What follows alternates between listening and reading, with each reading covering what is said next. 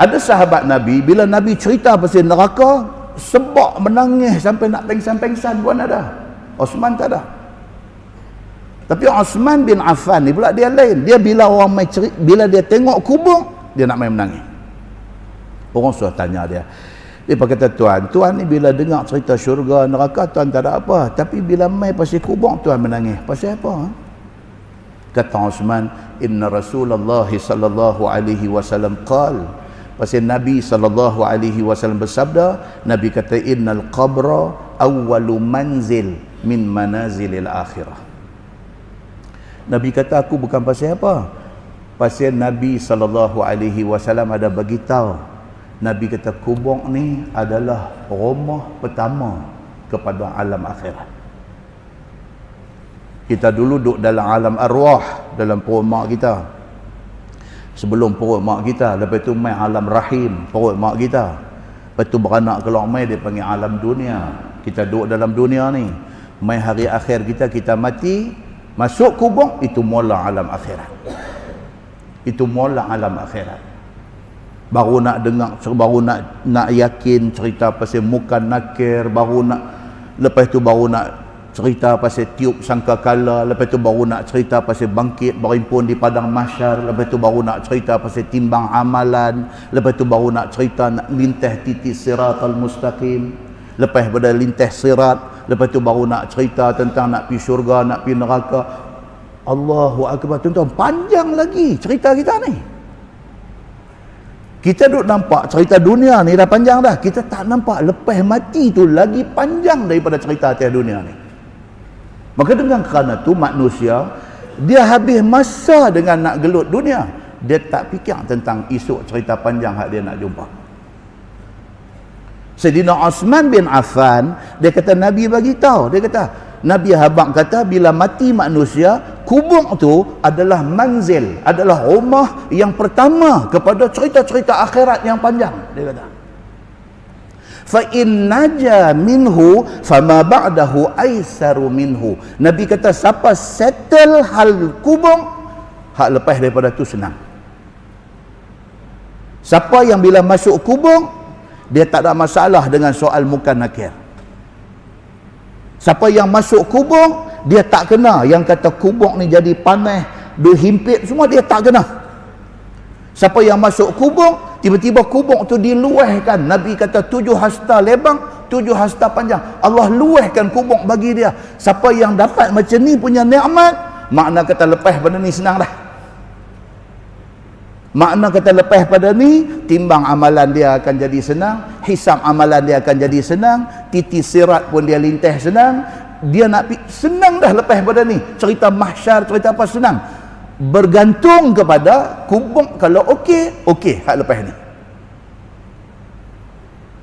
Nabi SAW kata, wa in lam yanju minhu fama ba'dahu asyaddu minhu. Nabi kata, tapi jaga baik-baik, siapa dalam kubur dah sangkut dah, hak lepas tu lagi dahsyat. Muka nakir mai tanya man rabbuk, tak boleh jawab dah, cerita panjang. Man nabiyuk, nabi hang siapa, tak boleh jawab dah, lepas ni lagi panjang. Kalau soal muka nakir pun tak lulus dah, macam mana nak lulus hak panjang-panjang lagi tu. Qal, kata Sayyidina Osman, wa qala Rasulullah sallallahu alaihi wasallam, dan Nabi sallallahu alaihi wasallam kata, Sayyidina Osman kata, ma raaitu manzaran qat illa al-qabru afza'u minhu. Nabi kata dalam banyak-banyak benda dahsyat yang aku tengok, cerita alam kubur ni lah yang paling dahsyat yang hampa akan jumpa.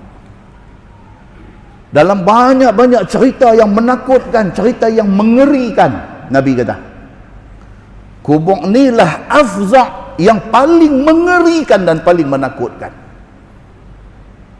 Sayyidina Osman radhiyallahu anhu kata, kerana nilah aku tiap-tiap kali bila aku tengok kubur, aku tak boleh, aku takut aku esok masuk, macam mana keadaan aku. Muslimin dan muslimat yang dirahmati Allah sekalian, tuan-tuan, mati ni dia sifat dia pemutus. Mati ni sifat dia pemutus. Dia memutuskan segala nikmat yang kita dapat selama ni. Mati ni. Hari-hari kita tengok orang mati, tuan-tuan. Tapi kita terlupa kata kematian itu sangat kejam. Dia memutuskan semua nikmat yang ada kat kita. Nikmat kesihatan yang kita ada, mati mai dia kerat putih habis. Nikmat kasih sayang. Ni kita hidup atas dunia ni. Kita suami sayang isteri, kita bapa sayang anak, kita anak sayang ibu bapa. Sayang ni tuan-tuan satu nikmat. Bila mai mati, mati ni cukup kejam. Dia memutuskan kasih sayang itu. Tidak ada lagi kasih sayang di antara suami isteri. Tidak ada lagi kasih sayang di antara ayah dengan anak. Tidak ada lagi kasih sayang antara mak dengan anak. Tidak ada lagi kasih sayang ni semua. Habis semua lah. Berapa hari tuan-tuan orang nak ingat kat kita? Betul hari kita mati menangis sampai mata merah menyala, bengkak pom. Betul berapa hari? Berapa hari bini kita nak menangisi kematian kita? Berapa hari suami nak menangisi kematian isteri dia? Berapa hari anak nak menangis kematian mak bapak dia? Kita sendiri pun dah tak ada mak bapak. Kita sedih lagi kala ni? Tak ada dah. Macam itulah anak kita esok. Kita tak ada berapa hari dia nak sedih kat kita. Tak dan berapa hari dia lupa tuan-tuan dekat kita. Kematian itu memutuskan nikmat kasih sayang. Kematian itu memutuskan nikmat kemewahan. Mati aja, rumah duduk di Minden Heights ke, duduk di Damansara Heights ke, duduk di Tropicana Heights ke, rumah banglo nilai harga berapa juta ke, semua tu tinggal. Orang main value rumah kita, dia kata rumah ni 15 million kalau nak jual. 15 million tuan-tuan, malam ni kita mati, tidak ada makna 15 million tu. Kita terputus daripada nikmat kebendaan. Duit ringgit duk simpan dalam bank, amanah saham Bumi Putra saja ada berapa million dalam bank. Putus tuan-tuan, bukan hak kita lagi dah. Kematian itu memutuskan segala-galanya. Muslimin dan muslimat yang dirahmati Allah sekalian. Dia putihkan nikmat persaudaraan. Dia putihkan nikmat persahabatan. Berapa ramai kawan kita ada ni masa hidup ni. Kita mati tak dalam berapa hari, nombor telefon kita dalam phone book dia padam. Dia padam tuan-tuan, macam kita duk padam lah. Kita duk scroll balik tengok nama-nama ni. Allah mak dia ni meninggal 3 tahun dah, nombor duk dari. Pergi dekat delete lah. Habis.